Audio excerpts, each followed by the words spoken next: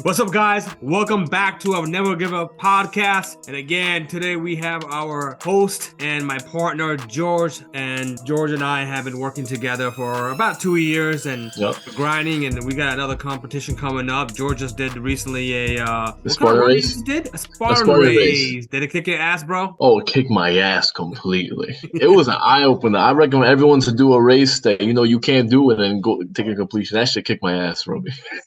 Good. It made you realize probably, hey, you listen, I need to do more of this and more of that. It's funny because I'm going, I've been working out, going back and starting my push-up challenge too as well, man. And going back to 100 push-ups. And sometimes you're just like, shit, what the hell happened, right? Going back to trying to just do 100. It's all about mindset. And today, guys, we're just going to talk about the mindset that you got to have on pursuing, especially in this economy right now.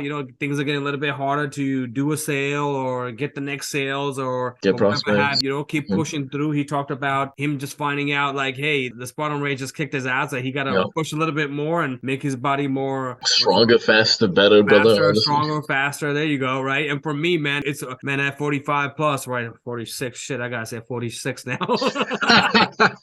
At 46 right now, I gotta do more stretches. I'm like, I can't just get up. Mobility, man.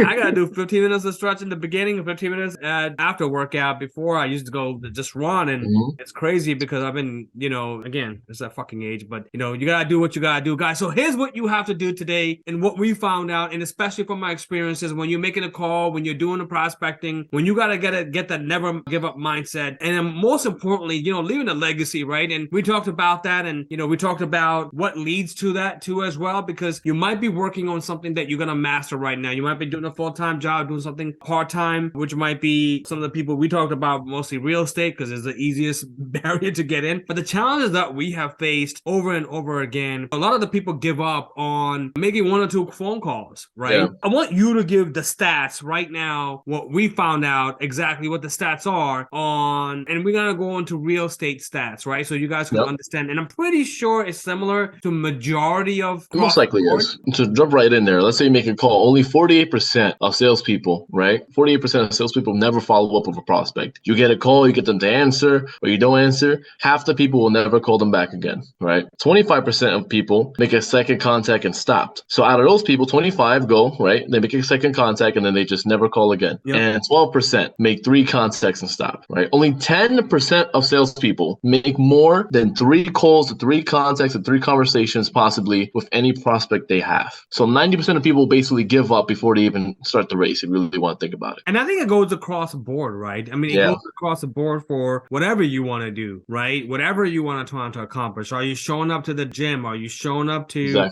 eating right every single day? I'm trying to eliminate sugar, right? That's the 4th day, man. It's fucking hard. And today I just... Everything has sugar. Huh? Everything has sugar. It's so difficult. I know. But again, you try to do your best that you can. But today I just ate some fruits. I'm like, oh my God, this food tastes so fucking good, right? So anyways, because then you're consuming so much sugar with other concept of just ice cream or basic stuff that is out there, even the bar, even coffee. And an idea behind this whole thing is what you said, 48% make only the first phone call. Yep. Like 48% give up after the first phone call. So imagine you going, and I think we already know too, right? We know some people that, let me ask you a question. The people that promise you that they're going to go ahead and be at the Spartan race, how many people, out of those people, how many showed up? And give me the honest truth right now. If there's all 100%, it's 100%. Maybe they're your friend. I can't disappoint this guy. 3 out of the 5. It was, so basically I forcefully signed someone up. So he had no choice to go.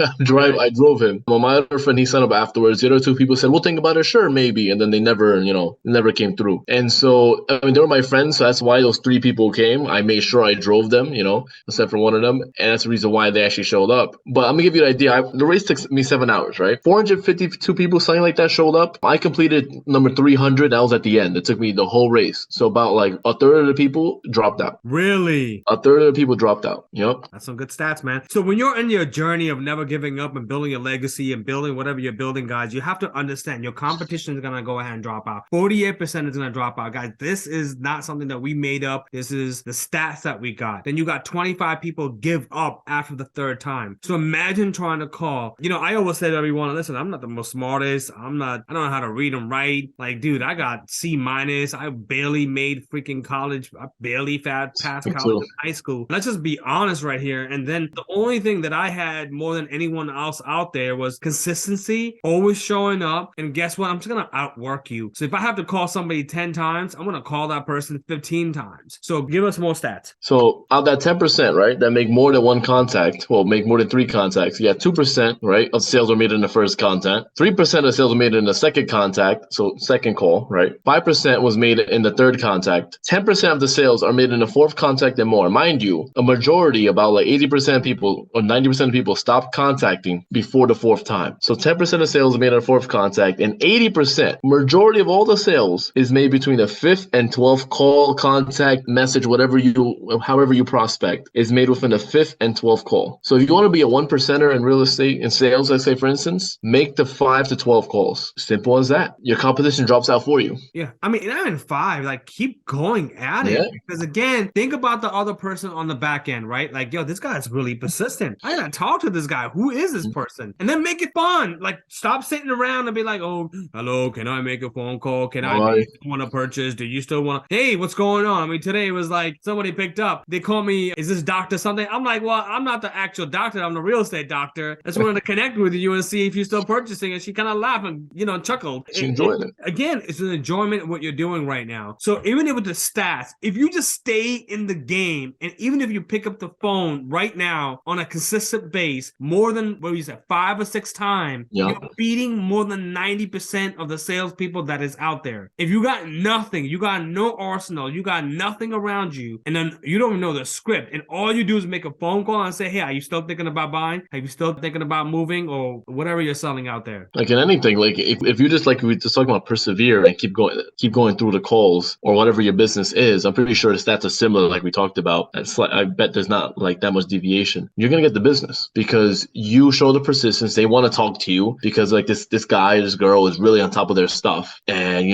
they're just not gonna stop. And I'm gonna use my own personal experience, right? When I first got into the business, I didn't make the calls I needed to make, like contact wise. I let a lot of things like slip through follow up, right? And now that I'm following it more, I'm way more consistent, and I make the 6, 7, 8, 9, 10 calls. I get more appointments now. I get more conversations now, and I make it fun. You keep that, adopt what took me basically 2 years to adopt in your first year, you're gonna succeed and do more than most other agents are in the first 5 years of their career, honestly. Well, I mean, for me, it was the same thing for the first 5 years. Yeah, I did all right. I did good, but I could have done great, right? Because I didn't follow that rule, or nobody really taught me. Forget about teaching me, but if I created that concept in my brain after the 5th year, I'm like, yo, what the hell? But then I realized when I was going after for sale by owners, and I'm like, holy shit, people are just falling apart, meaning that agents will give up. What do we get with the first time we call the first seller, right? As soon as it expired. F you, screw off. Screw off. Oh, realtor.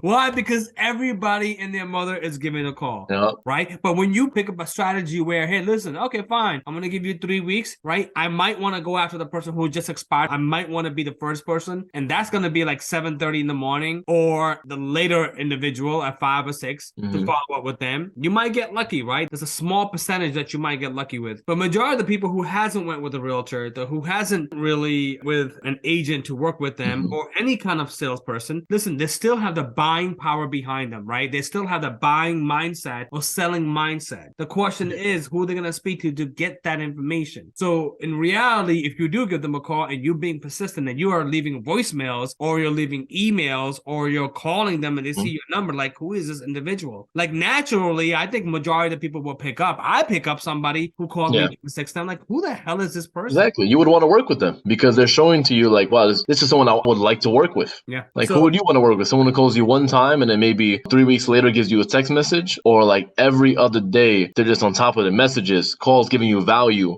and trying to get your attention. You're going to respond back. So you're in that journey already. The question is how long you're going to last in that journey. A majority of the people that are there, that are thinking about, hey, I'm going to go out and be a salesperson, but they're not willing to put in the hard work. So 90% of your competition is going to drop off to the 5th or 6th call. You got 10%. Even those 10%, eventually, I'm pretty sure the 8th and 9th call is going to stop dropping. I know for our example, our data is about 13th to 15th call, that when we make the 13th to 15th call in different time zones, meaning that not different time zones, but different times during the day, we know we might get someone. And guess what? They're going to be like, oh, it's you again. Oh, it's you again. Oh, it's you again. Yeah, that's me. mean? Because you're going to be a top of mind. So here is a method that you could follow. Now, a lot of the people say, hey, Rami, but how do you follow up so many different ways? Now, in my career, the coaching, the systems that I have learned and I have started developing, you don't have to rely on one thing. You can do a video message. It's so powerful, right? Put a background, do a video message, leave a voicemail, leave a text, send them a property information, go around and maybe send them a card, right? Put them in an automation system that you might have available. Find out what their, that somebody golfs. Guess what? Send them a golf balls. I mean, it costs like what, $10 with the cheapest one. The idea is that you're thinking about them. Think outside the box. Don't just think inside that, hey, I gotta make phone calls. How do I make it fun? Some of the calls that I make, George, I just sit back and I'm like, hey man, I know you're probably sick of me thinking about selling or buying right now. Sick of me leaving voicemails to you. But listen, if I don't do the right job right now, I know somebody will go ahead and earn your business, but I want to be the first one. Like, I'm just thinking outside my head and making it fun. Like, if the person's thinking about buying and selling and they hear my voice, if I hear somebody else's voice, like, yo, this guy's pretty cool. Like, I'm going to work with him, right? You got to be liked and trusted. So how are you going to be developing that? Yes, you got to have the professionalism. You got to have the mindset. You got to have enthusiasm. You got to have everything else behind it. But the cracking of the door, especially in New York, I mean, you know how hard we get it over there, right? It's the most hardest thing. So make sure that you pursue that, not just give up to the first or second calls because you're scared. Yeah, you're scared. You feel nervous, or you feel like, oh, I'm going to be like, the fear of rejection is very heavy. I feel like, especially myself in the beginning, I'm like, damn, who am I to call? Because when you're first agent, right, you're like, who am I to call you to sell your house or help you buy? You can't think like that. You're providing a service, you're providing value, and you got to act on that mindset and on abundance. Like, call, build a relationship, build a rapport, have fun with it. You're going to get nervous. You're going to get butterflies. You're going to get cursed at. You're going to get people to tell you to fuck off. It is fine. You got to keep pushing through. And then that's what I was telling my team the other day, George. I was like, listen, there's 8 billion people in this world. 8 billion people. And you just got to reach one individual that's going to say yes to you, or even just have a good conversation. The bad conversation is going to happen naturally, right? It's going to happen. Leave me alone. They're going through something in their life and you take it personally because you are, whatever confidence or motivation or whatever books that you got to read, you might have to read today just because you want to get over the mindset. But at a certain point, you'll push that threshold. You'll start understanding people that they're not just mad at you. They're just mad at the world, right? Yeah. They woke up the wrong side. Some dog barked at them. They didn't get a nice pizza pie today. Or they had to wait in line. The coffee got messed up, Something happened, and guess what? You were the right individual that they took on. And in my opinion, I would just be like, listen, I know you got to scream at me today, right? I know you have to do that. I know you're mad at me today, but I'll be the punching bag. But let me know when you're free to go ahead and talk about sales, right? Make it fun. It's just sometimes we're so stuck in this box thinking that, hey, this is the way to do it. Here's the script. Yes, you got to know the scripts. You got to know the comeback, the rebuttals. All that is great. But if you don't make it fun, I mean, one of the things at EXP that we have, make it fun. Have fun. Like, I know that after a certain time, real estate and business and paying bills just becomes this task that you have to do. So much pain behind it that you just forget to have fun. Listen, if you have something that you got to pay off, you're trying to achieve your goals. We were talking about the purpose and the pain, right? And in between that moment that you could just be like, yo, I'm just going to make it fun because I'm going to get over this anyways. I'm going to pay that bill anyways. I'm going to knock this down anyways. Nobody's going to stop me, right? Never give up doesn't mean that, hey, just because you got hit a couple of times and all of a sudden you get knocked down and you ain't going to get back up. Never give up means that, yo, dude, keep getting knocked down, but you're going to get back up. You're going to get back up. The storm will pass. The obstacles are not in the way of the path. They are the path. You got to keep pushing through. Yep. Just the way it is. There's one thing that stuck with me for a long time. There's a story behind it with the king. He was depressed and happy. He asked blah, blah, blah, blah. Here was a model of the whole story, right? He wanted to find out what would make him happy, what would make him sad. If he's happy, what would make him sad? If he's sad, what would make him happy? And they came up with this line. They said, this shall pass too, right? Everything will pass at one point. If you're happy, that's what will pass. If you're sad, that will pass. Again, somebody cursed at you, just get over it faster so you could go into the next phase of experiencing what you're experiencing. Any last word, George? I mean, today was really just focused on how do you be persistent, consistent, creating a discipline and creating a habit, right? Yep. How do you do that? You just keep going at what you need to be going at and whatever sales or business. Whatever percentages. But the end point is like skills. Like sales is a skills. You got to work on it consistently. And, you can master scripts, everything else like we said before. But the real part of it is you got to keep going, keep being persistent. Don't let whatever feeling you have be momentary and make it fun. Make it a game. Make it a game. Get 100 calls, write it down, make it a tally up. You got 7 conversations, write it up. They curse you out, perfect. Like bingo. Make a curse out bingo. I don't know, whatever you want to do to make it fun and enjoy it. All You got 4 FUs in a row, and 2 set it off. There you go. You said car stop bingo. Yeah. All right, man. All right, guys. Thank you. Fit. Yeah, exactly. Thank you, guys. Thank you for being on today and listening to us. And again, we're here to never give up. Watch out for the next podcast that we come along. We're giving you life experience. Yep. Exactly what's happening to us. Real time. George had become my apprentice to make him the money that we're gonna walk away with. We got a big bets going on this year. Yes, we do. So keep it. Keep him accountable. We're gonna keep him accountable. We gotta do this on a consistent base. But again, get the right mindset. You're gonna have some bad days. Remember, you're gonna make more than 5. What was the number? 90% is gonna fail after like 5th to 6th call. Gotta go to at least 12, 13, 14, 15 calls. And again, make it fun, guys. Have an amazing day. Amazing one, guys.